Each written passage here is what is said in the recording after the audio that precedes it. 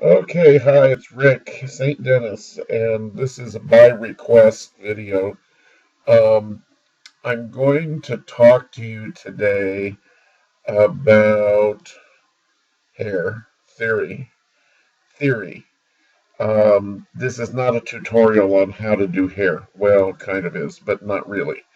I can only tell you how I do hair. If you want to do, I'm telling you this first, listen to this very carefully, okay? Very carefully. If you want to do the slick, shiny, beautiful hair like you see on Facebook that is done by Kitten Clowder, I cannot teach you how to do that. I have no idea how they do that. It's a special technique. It belongs to Elise Keegan. You need to contact her and contact Kit and Clowder and take the class from Kit and Clowder. Okay, that's the way you need to do to learn that. I can tell you the theory of how to color hair the way that I do it, but it's not that beautiful, shiny, wonderful hair that they do, and apparently they do it with pencils and with markers. It's amazing. I just am amazed by it. And I was thinking the other day, I think maybe I should take the class. I don't use alcohol markers very much, but I could certainly learn to do it in pencil. But if I had learned to do it in pencil, I would tell you the same thing that I just told you. You need to learn that from Kit and Clowder. That's their technique. It belongs to them. Okay? So I'm going to tell you, this is Fosca. This is one of my new digis just came out. Foska, Fosca. It's a character from Assassins. It's a musical by Stephen Sondheim. All right. What I'm going to do is I'm going to do this in kind of blonde, but I'm going to use a range of yellows, browns, and ochres. All right. I'm going to start with this one because it has short hair. All right, it's shortish, less curls, less stuff. And this may end up with two videos. I don't know how much I can get into half an hour, so um, I'll do my best. All right. If you look here, can you see that I'm going to move the camera? I don't want to make you sick. I'm going to move you in a little bit here, close up. That's the wonderful thing about this point and view. It gets pretty close. See this here? I've indicated where the shine is. The first thing you have to do is establish where your light is coming from. In this one, it's coming from the top down.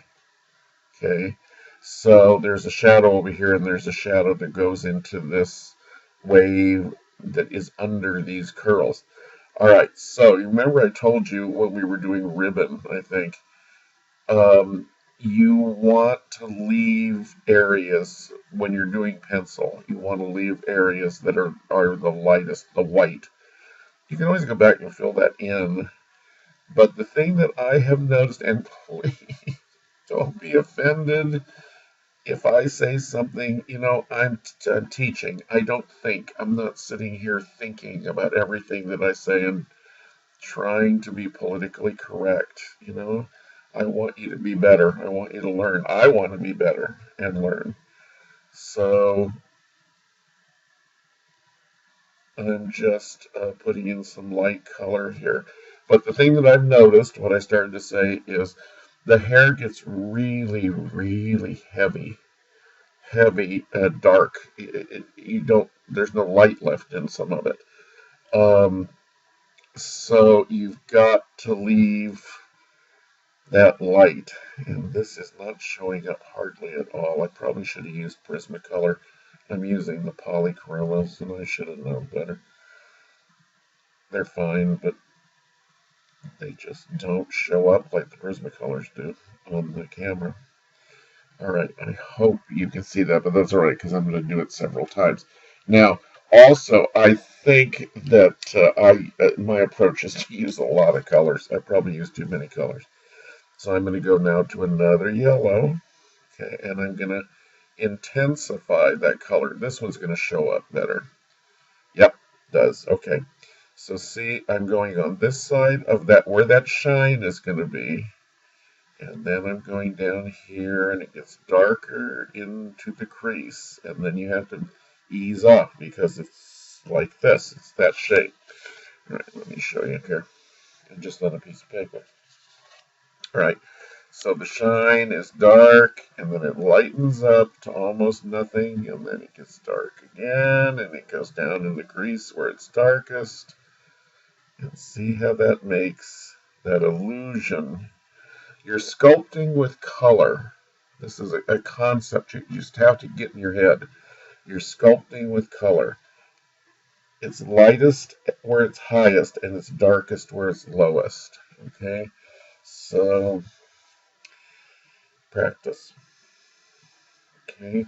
So every single one of these now has to be done the same way. Now, here's this is the concept. Dark here, lighter in the middle, dark inside. Now, this curl is in front of this curl. Light shows against dark, but this has got to be darker here because this has to be pushed forward. Dark pushes things forward, okay? And then down here. Okay, same thing here. So you go right down the row, and this will be more apparent as we build up our colors. But see how that's giving, you can already see that in the camera, how that's giving the illusion, and it's all illusion, that these have roundness and bulk. I'm not going to do her whole head, okay? I'm just going to do some, because I'm going to switch images. So I'm going to just do this part right here. Let's get a little bit darker. Darkest part. And this now, see, I'm working less and less in the middle. I'm working at the edges because I want that illusion that these have roundness. All right, I'm going to skip a couple of colors, and I'm going to go to something that's quite a bit darker so you can see this better. But that's showing up pretty well. It really is. All right. So here, now, when I do these base colors, I'm not worried about the individual strands, and you know what you see here, how I have this marked off so it kind of is, you know, like hair gets combed and styled, and you can see the strands in it. When I get into the darker colors, right, here's one here. I have to darken back here, but I'm going to put a little dark along this edge because this is behind this. See that?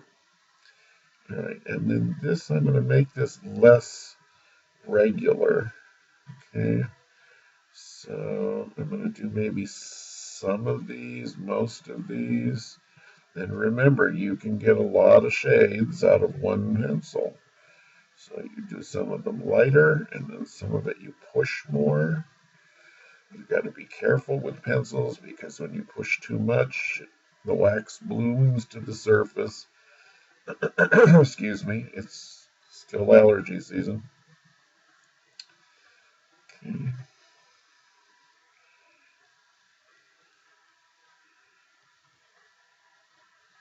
Dark inside here. You want this to look like a curl that has an emptiness inside of it, so you want that to go backward.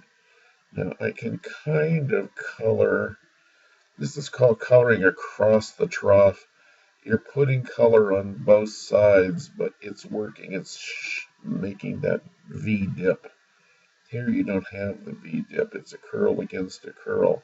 So see how when I put this in almost like a shadow, it really pops that forward. You get that?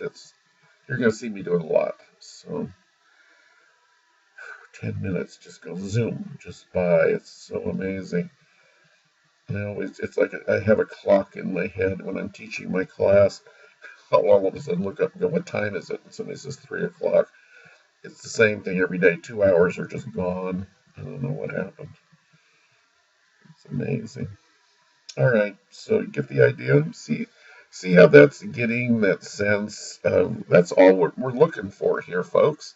We're looking for an illusion, not only that the hair has shine to it, but that it has motion and it has bulk and it has shape, mass, whatever word speaks to you the most. Okay, guess what I'm going to do? I'm going to go darker.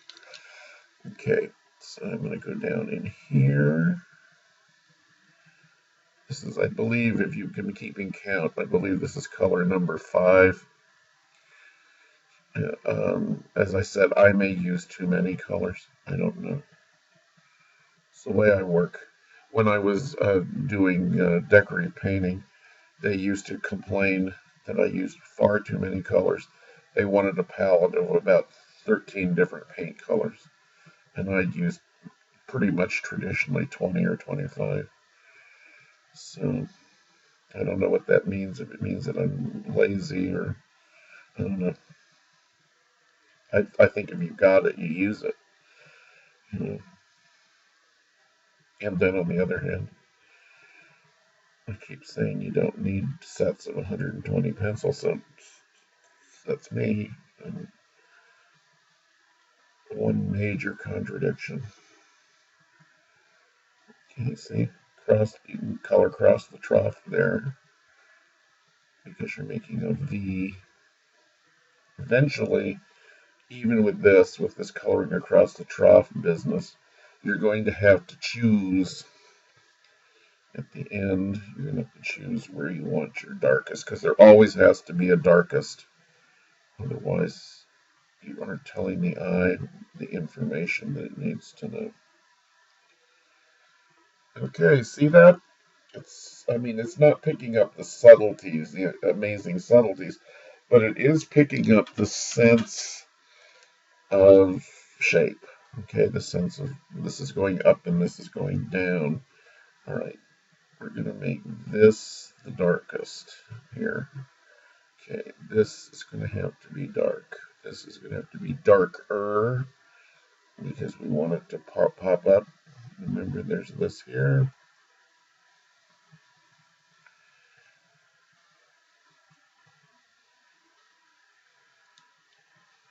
Okay.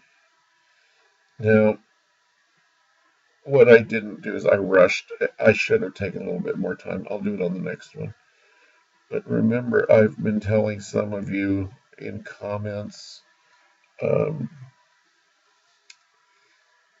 patting myself on, started the hairline. Started the hairline and worked out, but I'll show you on the next one.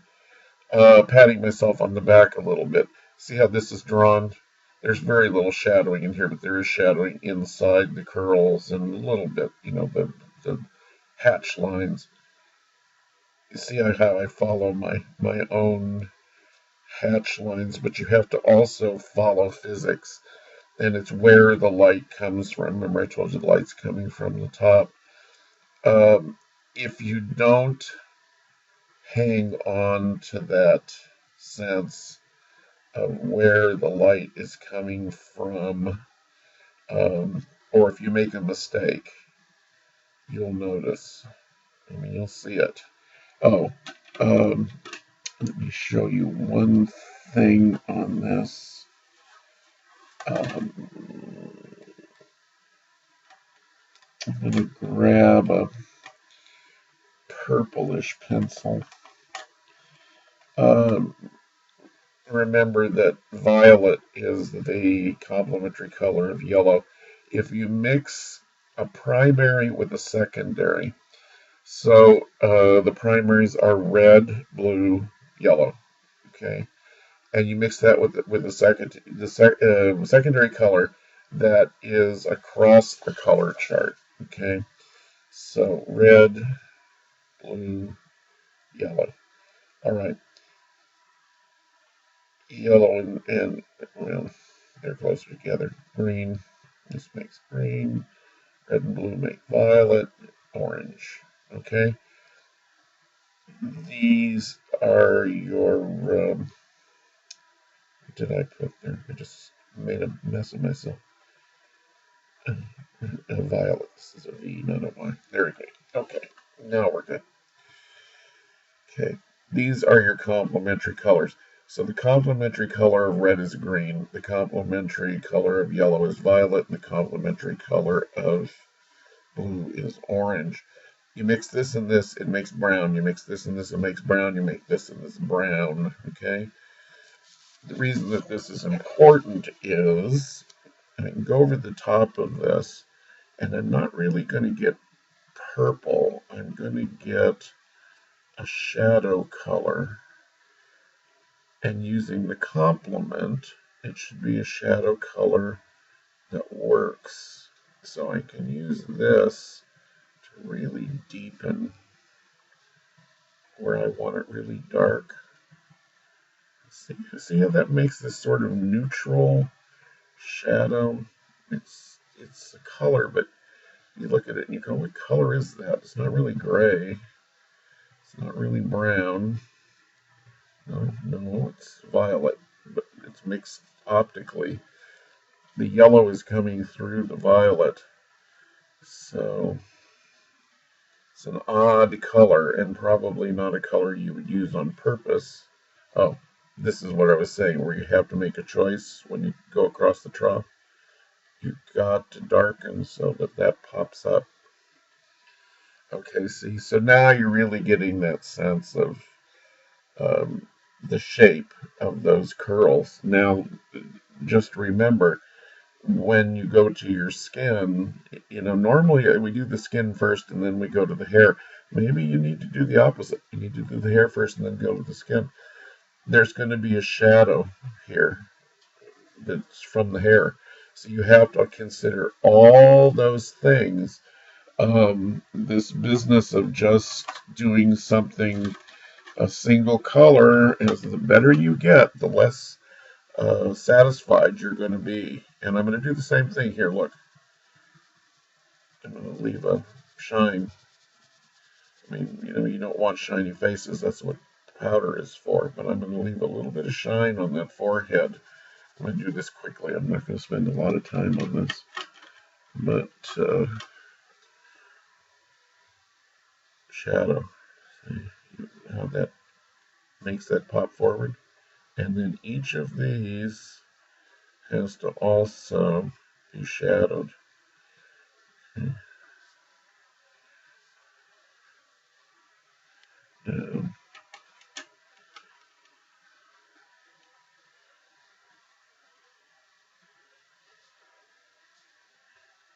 See, you want that back here. Dark, darker, darkest, and soft. Shadows have to be softer. They're not believable. Okay. How wide the shadow is, this is much better, I'm telling you, in person than it is on this camera. But how wide this is tells you how much the hair is sticking out, but also the shape of the forehead. So you're dealing with lots of things at once. And you see, I've watched myself do this, and this is something I didn't even realize. I kind of just touch. When I use a color like this that touches this, I move it other places so that the color is everywhere. It kind of helps it work in. If it's a color that's jarring, that's a little bit out of its element, that just all of a sudden appears, it helps it if it kind of marches around in that dance of colors. Okay, and if you're doing skin, the color is skin. Well, it's kind of orange on this for all intents and purposes. Orange to brown. So blue is going to be your complement. Good old Mr. Turquoise. So see how that helps But you can also, because this is useful as a cool reflected light color, you can work this in on the opposite sides, like this. Here, that reflected light's cooler, so you'll get it. It just takes time. You learn your tricks. It's like a magician. You learn your tricks and you find out things. You go, ooh, aha moments. I love aha moments. Aha, that's how that works. They're the best. And those are ones that people can't teach you. A lot of times somebody will show you something and you go, uh-huh, not aha, uh-huh. And it goes by, but you'll be working later and it will sink in. Okay, now this is another new one. This is Cassiopeia. I'm working on my originals, by the way. I didn't want to mess with hooking up the printer. I need a better place to work with more room, and I'm going to move this back a little bit. All right, a lot of hair, lots of stuff to work on, and a lot of stuff to consider and think about, and it can be daunting. So you have to decide where are you going to start to do this, and this is where I think it's particularly important that you start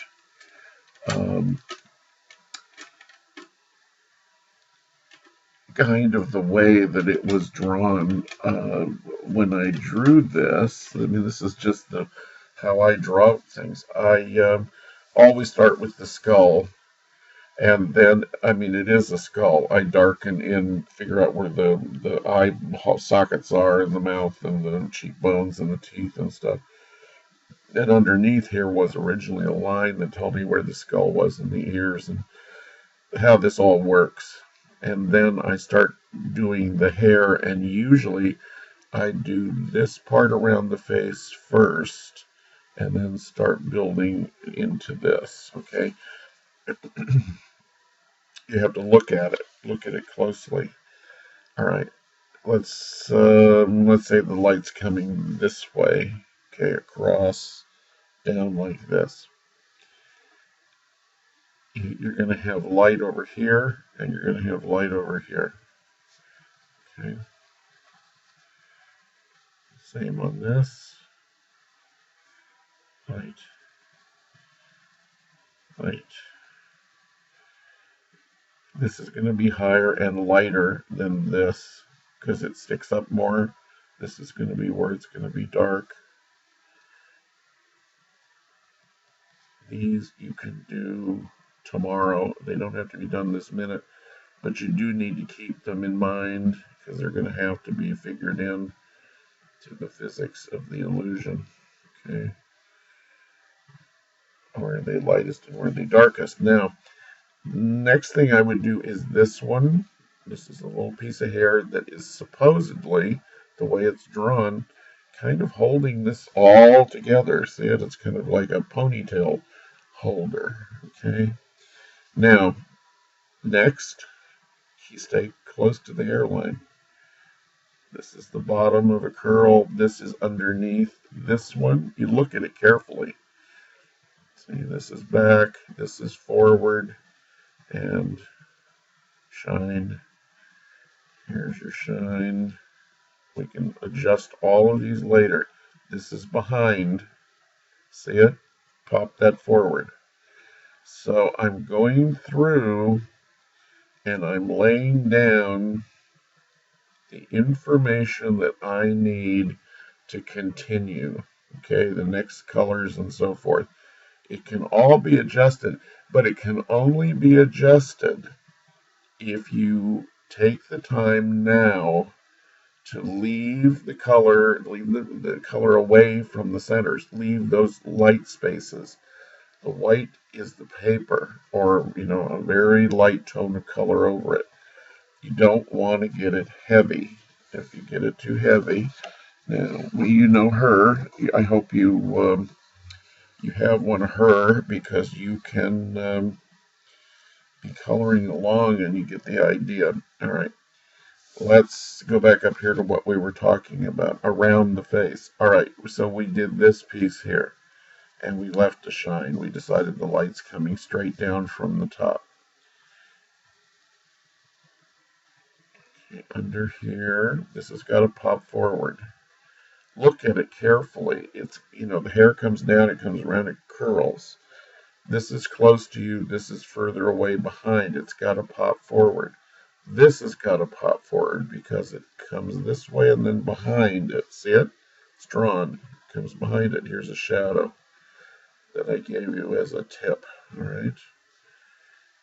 This is way far back, but it doesn't mean that the light isn't hitting it. You know what I mean? It's coming down from the top. Okay. Push this back. It's behind this. Now, I'm going to show you what not to do. This is what not to do, okay?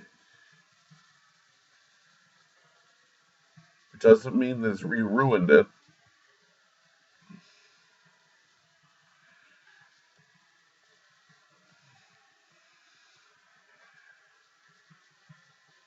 I'll show you why in a minute. And that's what we've got, just about 1 minute.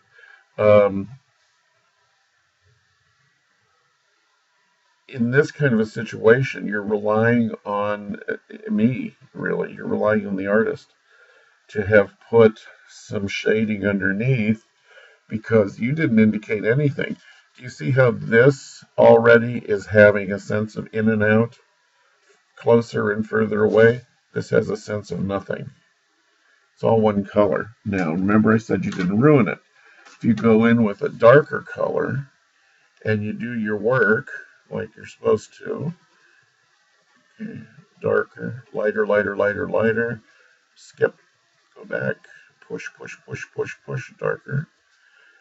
See how it comes back? You can get it back. It's magic. It's absolute magic. Amazing, huh? It amazes me. I love it when stuff works. You know what? We're out of time. That was a half an hour. Can you believe it? Okay. I'm going to do more. Okay, so this is going to be Hair Theory Part 1. Okay.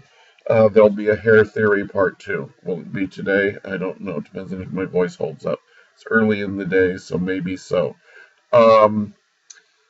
I hope this helps you guys. I know that it's terrible to feel inadequate. I know that, and there's a time with any art. It doesn't matter what you're doing, where you're just there going, oh, God, help me! Somebody help me! This is not working, and you start feeling like I can't do this. I'll never be able to do this. And it's not true. You will. You will be able to do it. You may not be able to do it like Elise Keegan. You may not be able to do it like Rick St. Dennis. What you want to do is do it like you. You want to be the best you can possibly be. And I'm telling you, I look at my stuff.